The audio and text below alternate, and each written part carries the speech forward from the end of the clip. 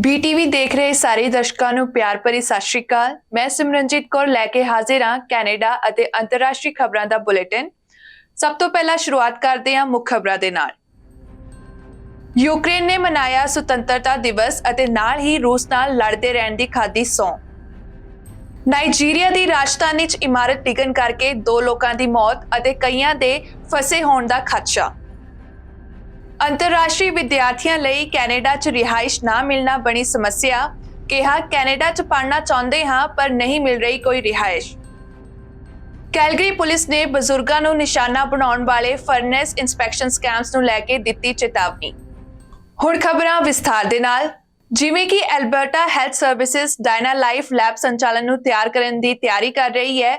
ਇਸ ਦੀ ਕੀਮਤ ਕਿੰਨੀ ਹੋਵੇਗੀ ਇਹ ਅਜੇ ਪਤਾ ਨਹੀਂ ਹੈ। ਐਲਬਰਟਾ ਦੀ ਸਿਹਤ ਮੰਤਰੀ ਐਡਰੀਆਨਾ ਲਾਗਰੇਂਜ ਨੇ ਖੁਲਾਸਾ ਕੀਤਾ ਕਿ ਸਰਕਾਰ ਦੀ ਅਰਜ਼ੀ ਪ੍ਰਕਿਰਿਆ ਦੇ ਅੰਤ ਵਿੱਚ ਡਾਇਨਾ ਲਾਈਫ ਹੀ ਇੱਕ ਬਿਨੇਕਾਰ ਬਚਿਆ ਸੀ।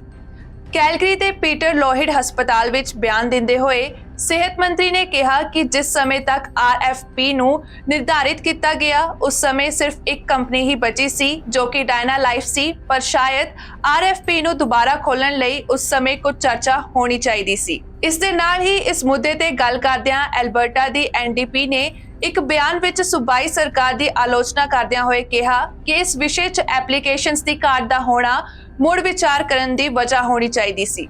ਜਾਣਕਾਰੀ ਮੁਤਾਬਕ ਇਹ ਅਪਡੇਟ ਉਦੋਂ ਆਇਆ ਜਦੋਂ ਪ੍ਰੋਵਿੰਸ ਨੇ ਕੈਲਗਰੀ ਦੇ ਪੀਟਰ ਲੋਹਿਡ ਸੈਂਟਰ ਲਈ ਇੱਕ ਨਵੇਂ ਅਤੇ ਸੁਧਾਰੇ ਹੋਏ ਐਮਰਜੈਂਸੀ ਵਿਭਾਗ ਬਾਰੇ ਦੱਸਿਆ ਸੀ। ਜਾਣਕਾਰੀ ਮੁਤਾਬਕ ਮੁਰੰਮਤ ਵਿੱਚ ਹੋਰ ਬਿਸਤਰੇ, ਨਵੀਆਂ ਐਕਸ-ਰੇ ਮਸ਼ੀਨਾਂ ਅਤੇ ਬੈੱਡਸਾਈਡ ਅਲਟਰਾਸਾਊਂਡ ਸ਼ਾਮਲ ਹਨ। ਇਸ ਦੇ ਨਾਲ ਹੀ ਇੱਕ ਵਿਸਤ੍ਰਿਤ ਮਾਨਸਿਕ ਸਿਹਤ ਵਿੰਗ ਅਪਡੇਟ ਕੀਤੀ ਲੈਬ ਸੇਵਾਵਾਂ ਅਤੇ ਇਸ ਦੇ ਨਾਲ ਹੀ ਇੱਕ ਵਿਸਤ੍ਰਿਤ ਮਾਨਸਿਕ ਸਿਹਤ ਵਿੰਗ ਅਪਡੇਟ ਕੀਤੀ ਲੈਬ ਸੇਵਾਵਾਂ ਅਤੇ ਨਾਲ ਹੀ ਇੱਕ ਐਮਰਜੈਂਸੀ ਵਿਭਾਗ ਦਾ ਵਿਸਥਾਰ ਵੀ ਲਿਆਂਦਾ ਗਿਆ ਹੈ। $137 ਮਿਲੀਅਨ ਦਾ ਇਹ ਪ੍ਰੋਜੈਕਟ 2025 ਤੱਕ ਯੋਜਨਾਬੱਧ ਹੈ ਜੋ ਹੋਰ ਕੰਮਾਂ ਦੇ ਨਾਲ-ਨਾਲ ਲੋਹਿਡ ਦੇ ਸੁਧਾਰਾਂ ਦੇ ਪਹਿਲੇ ਪੜਾਅ ਦੇ ਮੁਕੰਮਲ ਹੋਣ ਦੀ ਨਿਸ਼ਾਨਦੇਹੀ ਕਰਦਾ ਹੈ। ਕੈਲਗਰੀ ਪੁਲਿਸ ਵੱਲੋਂ ਬਜ਼ੁਰਗਾਂ ਨੂੰ ਨਿਸ਼ਾਨਾ ਬਣਾਉਣ ਵਾਲੇ ਫਰਨੈਸ ਇਨਸਪੈਕਸ਼ਨ ਸਕੈਮਸ ਦੀਆਂ ਰਿਪੋਰਟਾਂ ਵਿੱਚ ਵਾਧੇ ਬਾਰੇ ਨਿਵਾਸੀਆਂ ਨੂੰ ਚੇਤਾਵਨੀ ਦਿੱਤੀ ਗਈ ਹੈ। ਪੁਲਿਸ ਦਾ ਕਹਿਣਾ ਹੈ ਕਿ 10 ਅਗਸਤ ਤੋਂ ਲੈ ਕੇ 20 ਅਗਸਤ ਤੱਕ ਫਰਨੈਸ ਇਨਸਪੈਕਸ਼ਨ ਸਕੈਮਸ ਦੀਆਂ 10 ਰਿਪੋਰਟਾਂ ਸਾਹਮਣੇ ਆਈਆਂ ਹਨ, ਜਿਸ ਵਿੱਚ ਇਹ ਪਤਾ ਲੱਗਿਆ ਹੈ ਕਿ ਇੱਕ ਅਣਪਛਾਤੇ ਵਿਅਕਤੀ ਵੱਲੋਂ ਸਿਟੀ ਆਫ ਕੈਲਗਰੀ ਲਈ ਕੰਮ ਕਰਨ ਦਾ ਦਾਅਵਾ ਕੀਤਾ ਜਾਂਦਾ ਹੈ ਜੋ ਬਜ਼ੁਰਗਾਂ ਦੇ ਘਰਾਂ ਵਿੱਚ ਉਹਨਾਂ ਦੀਆਂ ਫਰਨੈਸ ਦਾ ਮੁਆਇਨਾ ਕਰਨ ਲਈ ਦਾਖਲ ਹੋਣ ਦੀ ਇਜਾਜ਼ਤ ਲੈਣ ਦੀ ਕੋਸ਼ਿਸ਼ ਕਰਦਾ ਹੈ ਅਤੇ ਪੇਮੈਂਟ ਦੀ ਮੰਗ ਕਰਦਾ ਹੈ। ਜਾਂਚਕਰਤਾਵਾਂ ਦਾ ਕਹਿਣਾ ਹੈ ਕਿ ਹਾਲਾਂਕਿ ਰਿਪੋਰਟ ਕੀਤੀ ਗਈ ਕਿਸੇ ਵੀ ਘਟਨਾ ਵਿੱਚ ਪੈਸੇ ਦਾ ਆਦਾਨ ਪ੍ਰਦਾਨ ਨਹੀਂ ਕੀਤਾ ਗਿਆ ਸੀ। ਪੁਲਿਸ ਦਾ ਕਹਿਣਾ ਹੈ ਕਿ ਆਮ ਤੌਰ ਤੇ ਧੋਖੇਬਾਜ਼ ਫਰਨੈਸ ਵੇਚਣ ਵਾਲੇ ਘਰ-ਘਰ ਜਾ ਕੇ ਵਸਨੀਕਾਂ ਨੂੰ ਦੱਸਦੇ ਹਨ ਕਿ ਉਹ ਇੱਕ ਨਿਰੀਖਕ ਬਣਾ ਰਹੇ ਹਨ ਅਤੇ ਉਹਨਾਂ ਨੂੰ ਘਰ ਦੀ ਫਰਨੈਸ ਦਾ ਮੁਆਇਨਾ ਕਰਨ ਲਈ ਅੰਦਰ ਜਾਣ ਦਿੱਤਾ ਜਾਣਾ ਚਾਹੀਦਾ ਹੈ, ਨਹੀਂ ਤਾਂ ਵਸਨੀਕਾਂ ਨੂੰ ਜੁਰਮਾਨੇ ਦਾ ਸਾਹਮਣਾ ਕਰਨਾ ਪੈ ਸਕਦਾ ਹੈ। ਅੰਦਰ ਜਾਣ ਤੇ ਸੇਲਸ ਪਰਸਨ ਫਰਨੈਸ ਜਾਂ ਹੌਟ ਵਾਟਰ ਟੈਂਕ ਨਾਲ ਸਮੱਸਿਆਵਾਂ ਲੱਭਣ ਦਾ ਦਾਅਵਾ ਕਰਦੇ ਹਨ ਅਤੇ ਹਮਲਾਵਰ ਢੰਗ ਨਾਲ ਘਰ ਦੇ ਮਾਲਕ ਨੂੰ ਨਵੀਆਂ ਵੇਚਣ ਦੀ ਕੋਸ਼ਿਸ਼ ਕਰਦੇ ਹਨ। ਪੁਲਿਸ ਨੇ ਲੋਕਾਂ ਨੂੰ ਕਿਹਾ ਹੈ ਕਿ ਜੇਕਰ ਕੋਈ ਇਹ ਕਹਿੰਦਾ ਹੈ ਕਿ ਉਹ ਫਰਨੈਸ ਇੰਸਪੈਕਟਰ ਦੁਆਰਾ ਸੰਪਰਕ ਕਰ ਰਿਹਾ ਹੈ ਉਸ ਕੋਲੋਂ ਪਹਿਲਾਂ ਉਸ ਦੀ ID ਦੀ ਪੁਸ਼ਟੀ ਕੀਤੀ ਜਾਣੀ ਚਾਹੀਦੀ ਹੈ। ਅਧਿਕਾਰੀਆਂ ਨੇ ਜਾਣਕਾਰੀ ਦਿੱਤੀ ਕਿ ਸਿਟੀ ਇੰਸਪੈਕਟਰ ਆਮ ਤੌਰ ਤੇ ਸਿਰਫ ਮੁਲਾਕਾਤ ਦੁਆਰਾ ਜਾਂ ਐਮਰਜੈਂਸੀ ਵਿੱਚ ਘਰਾਂ ਨੂੰ ਜਾਂਦੇ ਹਨ ਅਤੇ ਉਹਨਾਂ ਕੋਲ ਹਮੇਸ਼ਾ city of Calgary the photo ID ਅਤੇ ਕੈਲਗਰੀ ਦੇ ਸ਼ਹਿਰ ਚਿੰਨ੍ਹਿਤ ਵਾਹਨ ਹੁੰਦੇ ਹਨ। ਜੇਕਰ ਤੁਸੀਂ ਕਿਸੇ ਕਾਰੋਬਾਰੀ ਲਾਇਸੈਂਸ ਤੋਂ ਬਿਨਾਂ ਘਰ-ਘਰ ਜਾ ਕੇ ਵੇਚਣ ਵਾਲੇ ਜਾਂ ਕਾਰੋਬਾਰੀ ਨੂੰ ਮਿਲਦੇ ਹੋ ਤਾਂ ਇਸ ਦੀ ਰਿਪੋਰਟ 311 ਤੇ ਕਰੋ ਅਤੇ ਤੁਹਾਨੂੰ ਦੱਸਿਆ ਜਾਂਦਾ ਹੈ ਕਿ ਤੁਹਾਡੀ ਫਰਨੈਸ ਸੁਰੱਖਿਆ ਕੋਡਾਂ ਨੂੰ ਪੂਰਾ ਨਹੀਂ ਕਰਦੀ ਹੈ ਅਤੇ ਇਸ ਨੂੰ ਬਦਲਣ ਦੀ ਲੋੜ ਹੈ ਤਾਂ ਤੁਸੀਂ ਪੁਲਿਸ ਦੇ ਕਹੇ ਅਨੁਸਾਰ ਇਹ ਯਕੀਨੀ ਬਣਾਓ ਕਿ ਵਿਅਕਤੀ ਕੋਲ ਉਸ ਦੀ ਫੋਟੋ ID ਅਤੇ ਲਾਇਸੈਂਸ ਹੈ ਜਾਂ ਨਹੀਂ। ਕੈਲਗਰੀ ਦੇ southern Alberta institute of technology ਨੂੰ ਵਿਕਲਪ ਨਿਰਮਾਣ ਕੇਂਦਰ ਲਈ $2.5 ਮਿਲੀਅਨ ਮਿਲੇ। ਐਲਬਰਟਾ ਦੇ ਨਿਰਮਾਣ ਖੇਤਰ ਨੂੰ ਅੱਗੇ ਵਧਾਉਣ ਲਈ ਸੈਟ ਕਾਲਜ ਵਿੱਚ ਕੀਤੇ ਜਾ ਰਹੇ ਕੰਮ ਨੂੰ ਫੈਡਰਲ ਸਰਕਾਰ ਤੋਂ ਵੱਡਾ ਸਮਰਥਨ ਪ੍ਰਾਪਤ ਹੋਇਆ ਹੈ।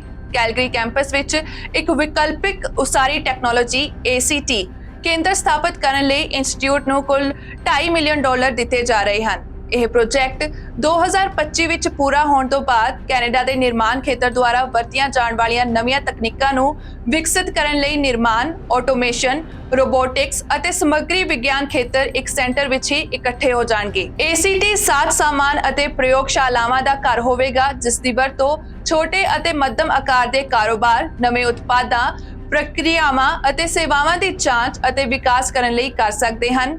ਇਸ ਦੇ ਨਾਲ ਹੀ ਸੈਂਟਰ ਦੇ ਚੇਅਰ ਹਾਮਿਦ ਰਾਜਾਨੀ ਦਾ ਕਹਿਣਾ ਹੈ ਕਿ ਇਸ ਕਿਸਮ ਦਾ ਕੰਮ ਇਸ ਸਮੇਂ ਨਾਜ਼ੁਕ ਹੈ ਕਿਉਂਕਿ ਫਿਲਹਾਲ ਪੂਰੇ ਦੇਸ਼ ਵਿੱਚ ਦੇਸ਼-ਵਿਆਪੀ ਘਰਾਂ ਦੀ ਘਾਟ ਜਾਰੀ ਹੈ।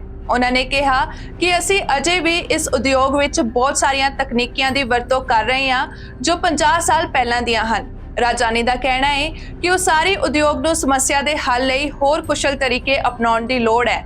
ਉਹਨਾਂ ਨੇ ਦੱਸਿਆ ਕਿ ਖੋਜ ਦੂਜੇ ਸੈਕਟਰਾਂ ਦੁਆਰਾ ਲਾਭਦਾਇਕ ਸਾਬਤ ਹੋਣ ਵਾਲੀ ਟੈਕਨੋਲੋਜੀ ਤੇ ਆਧਾਰਿਤ ਹੋਵੇਗੀ। ਜਾਣਕਾਰੀ ਮੁਤਾਬਕ ਲਗਭਗ 50 ਕਾਰੋਬਾਰ ਇਸ ਸੈਂਟਰ ਦੀ ਵਰਤੋਂ ਕਰਨਗੇ, ਜਿਸ ਨਾਲ 60 ਵਿਦਿਆਰਥੀਆਂ ਅਤੇ ਉਦਯੋਗ ਕਰਮਚਾਰੀਆਂ ਲਈ ਕਰੀਬ 50 ਨਵੀਆਂ ਨੌਕਰੀਆਂ ਅਤੇ ਸਿਖਲਾਈ ਪੈਦਾ ਹੋਵੇਗੀ। BC ਦੇ ਸ਼ੁਸ਼ਵੈਪ ਖੇਤਰ ਵਿੱਚ ਇਵੈਕੂਏਸ਼ਨ ਦੇ ਹੁਕਮਾਂ ਦੀ ਉਲੰਘਣਾ ਕਰਨ ਵਾਲੇ ਵਸਨੀਕ ਵਾਈਲਡਫਾਇਰ ਵਿਰੁੱਧ ਯੂਨੀਫਾਈਡ ਲੜਾਈ ਨੂੰ ਕਮਜ਼ੋਰ ਕਰ ਰਹੇ ਹਨ ਅਤੇ ਲੋਕਾਂ ਦੀ ਮਦਦ ਵਿੱਚ ਲੱਗੇ ਅਮਲਿਆਂ ਨੂੰ ਧਮਕੀਆਂ ਦੇ ਰਹੇ ਹਨ। ਇਹ ਜਾਣਕਾਰੀ ਸੂਬੇ ਦੇ ਅਧਿਕਾਰੀਆਂ ਵੱਲੋਂ ਦਿੱਤੀ ਗਈ ਹੈ।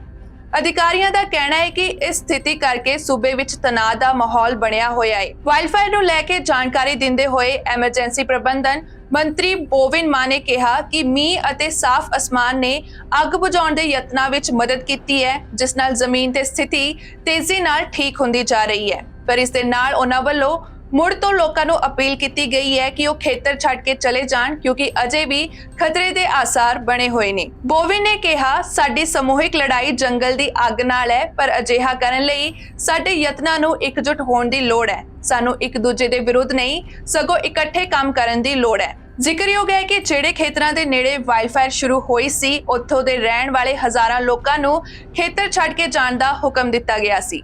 ਪਰ ਕੁਝ ਸਥਾਨਕ ਲੋਕਾਂ ਜਿਨ੍ਹਾਂ ਨੇ ਆਪਣਾ ਇਲਾਕਾ ਛੱਡ ਕੇ ਜਾਣ ਤੋਂ ਇਨਕਾਰ ਕਰ ਦਿੱਤਾ ਸੀ, ਉਹਨਾਂ ਨੇ ਲੜਾਈ ਨੂੰ ਆਪਣੇ ਹੱਥਾਂ ਵਿੱਚ ਲੈ ਲਿਆ ਹੈ ਅਤੇ ਇਸ ਦੇ ਨਾਲ ਹੀ ਉਹਨਾਂ ਲੋਕਾਂ ਵੱਲੋਂ ਪ੍ਰੋਵਿੰਸ ਤੇ ਇਲਜ਼ਾਮ ਲਗਾਇਆ ਗਿਆ ਹੈ ਕਿ ਪ੍ਰੋਵਿੰਸ ਲੋੜੀਂਦੇ ਸਰੋਤ ਪ੍ਰਦਾਨ ਕਰਨ ਵਿੱਚ ਅਸਫਲ ਰਿਹਾ ਅਤੇ ਉਹਨਾਂ ਨੂੰ ਆਪਣੇ ਘਰਾਂ ਦੀ ਰੱਖਿਆ ਲਈ ਇਕੱਲਾ ਛੱਡ ਦਿੱਤਾ ਗਿਆ। ਜਾਣਕਾਰੀ ਮੁਤਾਬਕ RCMP ਨੇ ਪੁਸ਼ਟੀ ਕੀਤੀ ਹੈ ਕਿ ਕੁਝ ਰੋਡ ਬਲਾਕਾਂ ਤੇ ਸਪਾਈਕ ਬੈਲਟ ਸਥਾਪਿਤ ਕੀਤੇ ਗਏ ਹਨ ਅਤੇ ਅਧਿਕਾਰੀ ਨਿਕਾਸੀ ਜ਼ੋਨ ਦੇ ਅੰਦਰ ਗਸ਼ਤ ਕਰ ਰਹੇ ਹਨ ਤਾਂ ਜੋ ਇਹ ਯਕੀਨੀ ਬਣਾਇਆ ਜਾ ਸਕੇ ਕਿ ਲੋਕ ਆਪਣੀ ਜਾਇਦਾਦਾਂ ਨੂੰ ਛੱਡ ਕੇ ਜਾ ਚੁੱਕੇ ਹਨ। ਅਧਿਕਾਰੀਆਂ ਨੇ ਚੇਤਾਵਨੀ ਦਿੱਤੀ ਹੈ ਕਿ ਖਾਲੀ ਕੀਤੇ ਖੇਤਰਾਂ ਵਿੱਚ ਭਟਕਦੇ ਪਾਏ ਗਏ ਲੋਕਾਂ ਨੂੰ ਗ੍ਰਿਫਤਾਰ ਕੀਤਾ ਜਾ ਸਕਦਾ ਹੈ। ਹਾਲਾਂਕਿ ਜੋ ਕੋਈ ਵੀ ਜਾਣਾ ਚਾਹੁੰਦਾ ਹੈ ਉਸ ਨੂੰ ਜਾਣ ਦੀ ਇਜਾਜ਼ਤ ਦਿੱਤੀ ਜਾ ਰਹੀ ਹੈ ਅਤੇ ਅਜਿਹਾ ਕਰਨ ਵਿੱਚ ਲੋਕਾਂ ਦੀ ਸਹਾਇਤਾ ਵੀ ਕੀਤੀ ਜਾ ਸਕਦੀ ਹੈ। ਯੂਕਰੇਨ ਵੱਲੋਂ ਲੰਘੇ ਵੀਰਵਾਰ ਨੂੰ ਰੂਸ ਤੇ ਪੂਰੇ ਪੈਮਾਨੇ ਤੇ ਹਮਲੇ ਤੋਂ ਬਾਅਦ ਆਪਣਾ ਦੂਜਾ ਸੁਤੰਤਰਤਾ ਦਿਵਸ ਮਨਾਇਆ ਗਿਆ ਅਤੇ ਇਸ ਦੇ ਨਾਲ ਹੀ ਅਧਿਕਾਰੀਆਂ ਨੇ ਕ੍ਰੈਮਲਿਨ ਦੀਆਂ ਫੌਜਾਂ ਨੂੰ ਬਾਹਰ ਕੱਢਣ ਲਈ ਆਪਣੀ ਲੜਾਈ ਜਾਰੀ ਰੱਖਣ ਦੀ ਸਹੁੰ ਖਾਧੀ। ਇਸ ਮੌਕੇ ਦੌਰਾਨ ਸਥਾਨਕ ਲੋਕਾਂ ਨੇ ਜੋ ਯੂਕਰੇਨ ਅਤੇ ਰੂਸ ਦੀ ਲੜਾਈ ਵਿੱਚ ਮਾਰੇ ਗਏ ਉਹਨਾਂ ਨੂੰ ਯਾਦ ਕੀਤਾ। ਯੂਕਰੇਨ ਦੇ ਰਾਸ਼ਟਰਪਤੀ ਵੋਲੋਦੀਮੀਰ ਜ਼ੈਲੈਂਸਕੀ ਨੇ ਸੋਸ਼ਲ ਮੀਡੀਆ ਤੇ ਪਾਈ ਪੋਸਟ ਵਿੱਚ ਕਿਹਾ, ਅਸੀਂ ਉਹਨਾਂ ਸਾਰਿਆਂ ਨੂੰ ਯਾਦ ਕਰਦੇ ਹਾਂ ਜਿਨ੍ਹਾਂ ਨੇ ਆਜ਼ਾਦੀ ਅਤੇ ਆਜ਼ਾਦੀ ਲਈ ਯੂਕਰੇਨ ਦੇ ਆਜ਼ਾਦ ਭਵਿੱਖ ਲਈ ਆਪਣੀ ਜਾਨਾਂ ਦਿੱਤੀਆਂ ਨੇ। ਜ਼ੈਲੈਂਸਕੀ ਨੇ ਕਿਹਾ ਕਿ ਇੱਕ ਸੁਤੰਤਰ ਯੂਕਰੇਨ ਉਹ ਹੈ ਜਿਸ ਲਈ ਅਸੀਂ ਲੜ ਰਹੇ ਹਾਂ।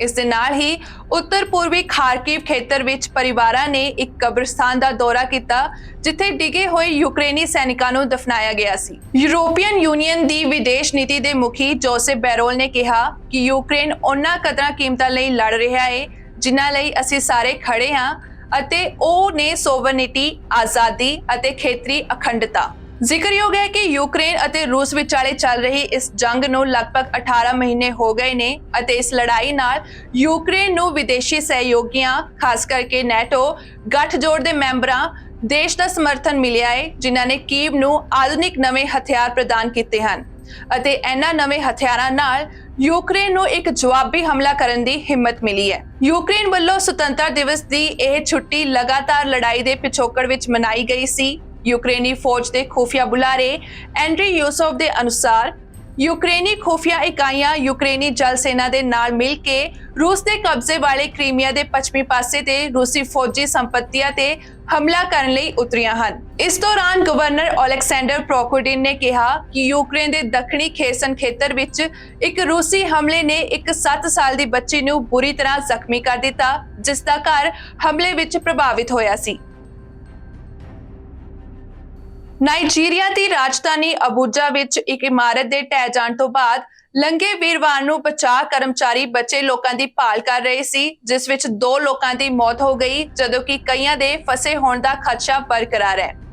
ਅਧਿਕਾਰੀਆਂ ਨੇ ਦੱਸਿਆ ਕਿ ਰਾਜਧਾਨੀ ਅਬੂਜਾ ਦੇ ਸੰਘਣੀ ਆਬਾਦੀ ਵਾਲੇ ਗਾਰਕੇ ਜ਼ਿਲ੍ਹੇ ਵਿੱਚ 2 ਮੰਜ਼ਿਲਾ ਇਮਾਰਤ ਦੇਰ ਰਾਤ ਪਏ ਮੀਂਹ ਦੌਰਾਨ ਢਹਿ ਗਈ, ਜੋ ਕਿ ਇੱਕ ਸ਼ਾਪਿੰਗ ਸੈਂਟਰ ਅਤੇ ਇੱਕ ਰਿਹਾਇਸ਼ੀ ਬਲਾਕ ਦੋਵਾਂ ਵਜੋਂ ਕੰਮ ਕਰਦਾ ਸੀ ਅਤੇ ਫਸੇ ਹੋਏ ਲੋਕਾਂ ਵਿੱਚੋਂ ਕੁਝ ਨੂੰ ਖਰੀਦਦਾਰ ਮੰਨਿਆ ਜਾ ਰਿਹਾ ਹੈ। ਸ਼ਹਿਰ ਵਿੱਚ ਫੈਡਰਲ ਐਮਰਜੈਂਸੀ ਮੈਨੇਜਮੈਂਟ ਏਜੰਸੀ ਦੇ ਬੁਲਾਰੇ ਨਕੇਚੀ ਈਸਾ ਨੇ ਕਿਹਾ ਕਿ ਮਲਬੇ ਵਿੱਚੋਂ ਹੁਣ ਤੱਕ 37 ਲੋਕਾਂ ਨੂੰ ਜ਼ਿੰਦਾ ਕੱਢਿਆ ਜਾ ਚੁੱਕਿਆ ਹੈ। ਉਹਨਾਂ ਕਿਹਾ ਕਿ ਜਦੋਂ ਤੱਕ ਪੂਰਾ ਮਲਬਾ ਸਾਫ਼ ਨਹੀਂ ਹੋ ਜਾਂਦਾ, ਉਦੋਂ ਤੱਕ ਬਚਾਅ ਕਾਰਜ ਜਾਰੀ ਰਹਿਣਗੇ। ਜਾਣਕਾਰੀ ਮੁਤਾਬਕ ਚਾਲਕ ਦਲ ਨੇ ਬਚੇ ਲੋਕਾਂ ਦੀ ਭਾਲ ਵਿੱਚ ਮਲਬੇ ਨੂੰ ਹਟਾਉਣ ਲਈ ਇੱਕ ਖੁਦਾਈ ਅਤੇ ਇੱਕ ਬੁਲਡੋਜ਼ਰ ਦੀ ਵਰਤੋਂ ਕੀਤੀ, ਜਿਸ ਦੀ ਮਦਦ ਨਾਲ ਮਲਬੇ 'ਚ ਦਬੇ ਲੋਕਾਂ ਨੂੰ ਬਾਹਰ ਕੱਢਿਆ ਗਿਆ ਅਤੇ ਉੱਥੇ ਹੀ ਕਈ ਲੋਕਾਂ ਦੀ ਅਜੇ ਵੀ ਲਾਪਤਾ ਹੋਣ ਦੀ ਖਬਰ ਹੈ। ਅਫਰੀਕਾ ਦੇ ਸਭ ਤੋਂ ਵੱਧ ਆਬਾਦੀ ਵਾਲੇ ਦੇਸ਼ ਵਿੱਚ ਇਮਾਰਤਾਂ ਦੇ ਢਹਿਣ ਦੀਆਂ ਘਟਨਾਵਾਂ ਲਗਾਤਾਰ ਵੱਧ ਰਹੀਆਂ ਹਨ, ਜਿਸ ਵਿੱਚ ਪਿਛਲੇ ਸਾਲ ਦਰਜਨ ਤੋਂ ਵੱਧ ਅਜਿਹੀਆਂ ਅਸਫਲਤਾਵਾਂ ਦਰਜ ਕੀਤੀਆਂ ਗਈਆਂ, ਜਿਸ ਵਿੱਚ ਅਗਸਤ ਦੇ ਸ਼ੁਰੂ ਵਿੱਚ ਉੱਤਰ ਪੱਛਮੀ ਕਾਦੂਨਾ ਰਾਜ ਵਿੱਚ ਇੱਕ ਮਸਜਿਦ ਢਹਿ ਗਈ ਸੀ, ਜਿਸ ਵਿੱਚ 7 ਲੋਕ ਮਾਰੇ ਗਏ ਸੀ ਅਤੇ ਅਜਿਹੀਆਂ ਆਫਤਾਂ ਲਈ ਅਧਿਕਾਰੀਆਂ ਦੁਆਰਾ ਇਮਾਰਤ ਸੁਰੱਖਿਆ ਨਿਯਮਾਂ ਨੂੰ ਲਾਗੂ ਕਰਨ ਵਿੱਚ ਅਸਫਲਤਾ ਅਤੇ ਮਾੜੇ ਰੱਖ ਰਖਾਅ ਨੂੰ ਜ਼ਿੰਮੇਵਾਰ ਠਹਿਰਾਇਆ ਜਾਂਦਾ ਹੈ। ਦੂਜੇ ਦੇਸ਼ਾਂ ਤੋਂ ਕੈਨੇਡਾ ਵਿੱਚ ਪੜ੍ਹਨ ਆ ਰਹੇ ਵਿਦਿਆਰਥੀਆਂ ਲਈ ਇਸ ਸਾਲ ਇੱਕ ਨਵੀਂ ਸਮੱਸਿਆ ਖੜੀ ਹੋ ਗਈ ਹੈ।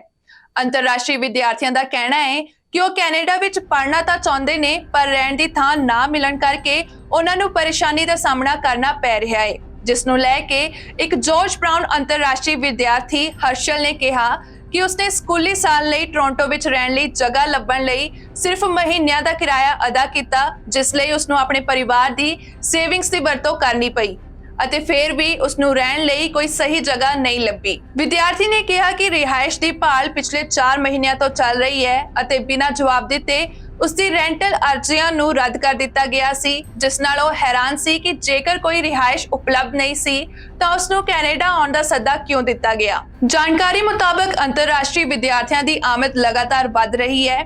IRCC ਦੇ ਅਨੁਸਾਰ ਪਿਛਲੇ ਸਾਲ 5 ਲੱਖ ਤੋਂ ਵੀ ਵੱਧ ਅੰਤਰਰਾਸ਼ਟਰੀ ਵਿਦਿਆਰਥੀ ਅਧਿਐਨ ਪਰਮਿਟ ਜਾਰੀ ਕੀਤੇ ਗਏ ਸੀ ਅਤੇ ਇਹ ਸਿਰਫ 5 ਸਾਲ ਪਹਿਲਾਂ ਦੇ ਮੁਕਾਬਲੇ 75% ਵਾਧਾ ਹੈ। ਮਾਹਰਾਂ ਦਾ ਕਹਿਣਾ ਹੈ ਕਿ ਇਸ ਵੇਲੇ ਇੱਥੇ ਆਉਣ ਵਾਲੇ ਵਿਦਿਆਰਥੀਆਂ ਦੀ ਗਿਣਤੀ ਤੇ ਕੋਈ ਸੀਮਾ ਨਹੀਂ ਹੈ ਅਤੇ ਪ੍ਰੋਵਿੰਸ਼ੀਅਲ ਜਾਂ ਫੈਡਰਲ ਸਰਕਾਰਾਂ ਦੁਆਰਾ ਸਕੂਲਾਂ ਨੂੰ ਰਿਹਾਇਸ਼ ਅਨੁਸਾਰੀ ਬਣਾਉਣ ਦੀ ਵੀ ਕੋਈ ਲੋੜ ਨਹੀਂ ਹੈ। ਇਸ ਪੂਰੇ ਮਸਲੇ ਤੇ IRCC ਦਾ ਕਹਿਣਾ ਹੈ ਕਿ ਉਹ ਆਪਣੇ ਅੰਤਰਰਾਸ਼ਟਰੀ ਵਿਦਿਆਰਥੀ ਪ੍ਰੋਗਰਾਮ ਦੀ ਸਮੀਖਿਆ ਕਰ ਰਿਹਾ ਹੈ, ਜਿਸ ਨੂੰ ਲੈ ਕੇ ਫੈਡਰਲ ਹਾਊਸਿੰਗ ਮੰਤਰੀ ਨੇ ਕਿਹਾ ਕਿ ਫੈਡਰਲ ਸਰਕਾਰ ਹਾਊਸਿੰਗ ਬਾਜ਼ਾਰ ਦੇ ਦਬਾਅ ਨੂੰ ਘੱਟ ਕਰਨ ਲਈ ਅੰਤਰਰਾਸ਼ਟਰੀ ਵਿਦਿਆਰਥੀਆਂ ਦੀ ਗਿਣਤੀ ਤੇ ਕੈਪ ਲਗਾਉਣ ਤੇ ਵਿਚਾਰ ਕਰ ਰਹੀ ਹੈ। ਪਰ ਵਕੀਲਾਂ ਦਾ ਕਹਿਣਾ ਹੈ ਕਿ ਨਾ ਸਿਰਫ ਅੰਤਰਰਾਸ਼ਟਰੀ ਵਿਦਿਆਰਥੀਆਂ ਲਈ ਵਧੇਰੇ ਰਿਹਾਇਸ਼ ਬਣਾਉਣ ਲਈ, ਬਲਕਿ ਪ੍ਰੋਤਸਾਹਨ ਸਕੂਲਾਂ ਦੀ ਜਾਂਚ ਕਰਨ ਲਈ ਵਿਦਿਆਰਥੀਆਂ ਨੂੰ ਕੈਨੇਡਾ ਲਿਆਉਣ ਲਈ ਹਰ ਪੱਧਰ ਤੇ ਹੋਰ ਕੰਮ ਕਰਨ ਦੀ ਲੋੜ ਹੈ। ਅੱਜ ਦੇ ਬੁਲੇਟਿਨ ਦੇ ਵਿੱਚ ਇੰਨਾ ਹੀ। ਤੁਸੀਂ ਵੇਖਦੇ ਰਹੋ BTV, be positive, be yourself.